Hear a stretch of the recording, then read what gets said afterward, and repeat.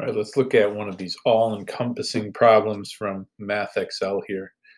Use the given function to answer the questions that follow. Okay, we've got a binomial function here of an even degree, right? So we've got x to the fourth. Use the leading coefficient test to determine the graph's end behavior. The leading coefficient is always the number that's in front of the highest exponent or highest exponential term.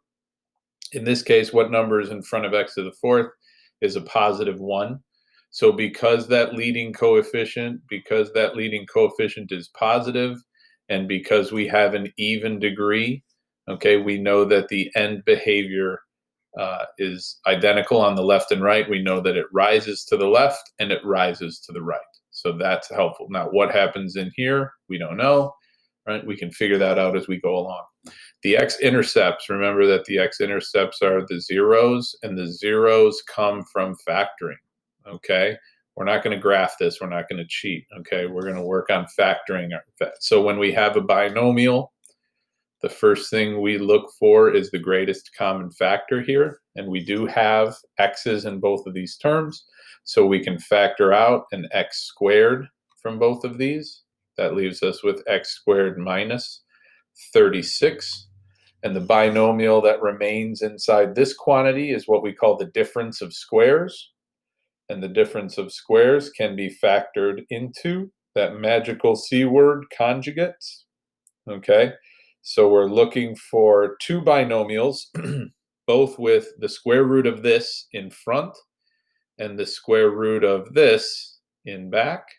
One of these gets a plus, one of these gets a minus. Now, in terms of identifying the x-intercepts or the zeros from this, anytime we have a binomial where it is a linear factor, meaning this is an exponent of 1 and 1 as the coefficient, we know that the 0 from here is the opposite of that number, and the 0 from here is the opposite of that number. Now let's talk about x squared. I don't want to muddle this up too much, but I'm going to bring this over here. X squared is really the same thing as x minus 0 squared, if you want to think of it that way, okay? Because what's x minus 0? X, and then you're squaring x. So it might help to think of just this standalone x term, this x squared term, as x minus 0 squared, okay? So if I rewrite this, and we're going to revisit this in a second, so I'm just going to rewrite it again real quick. The 0 that we get from here is 0. So our x-intercepts are 6, -6, and positive 0. Moving on. At which zeros does the graph of the function touch the x-axis and turn around? In some of my previous videos, I called this a bounce. And bounces occur at even multiples of zeros, right? Even multiplicity. And when we talk about multiplicity, what we're looking at is the exponent of the linear factor, okay? You might want to write that down. Multiplicity is determined by the exponent that we see here, and what we see here.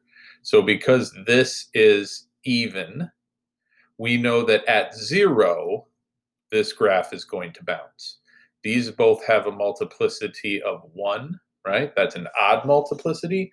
So at those zeros, that's where we're going to cross the x-axis, okay? So again, the bounce occurs at even multiples of those zeros, which manifest themselves or show up as exponents for these linear factors. So when we have a factor with an exponent, check that exponent to see if it's even or odd. If it's even, we bounce. If it's odd, we cross the x-axis.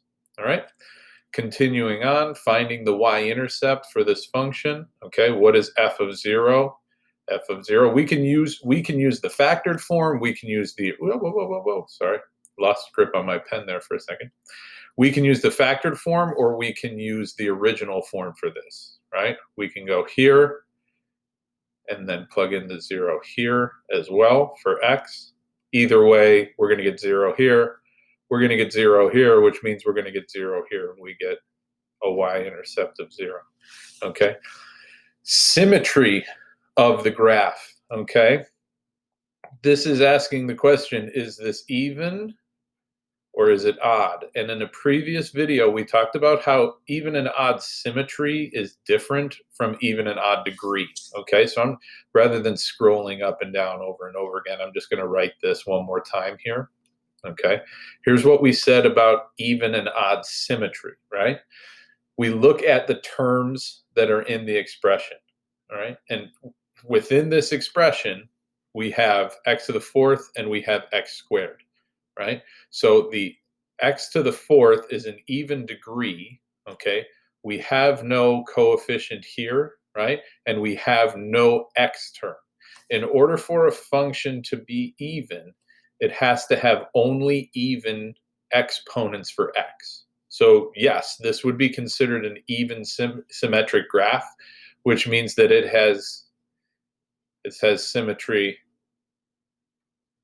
over the y-axis, right?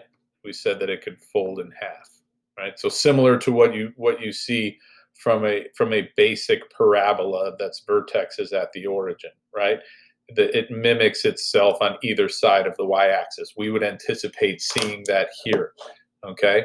And we can check this on Desmos. I've got it pulled up here right away. Okay, so if we graph this, we see, okay, and it gets pretty wild here. But we can see that on either side, here's the y-axis right here. On either side of the y-axis, we have identical behavior.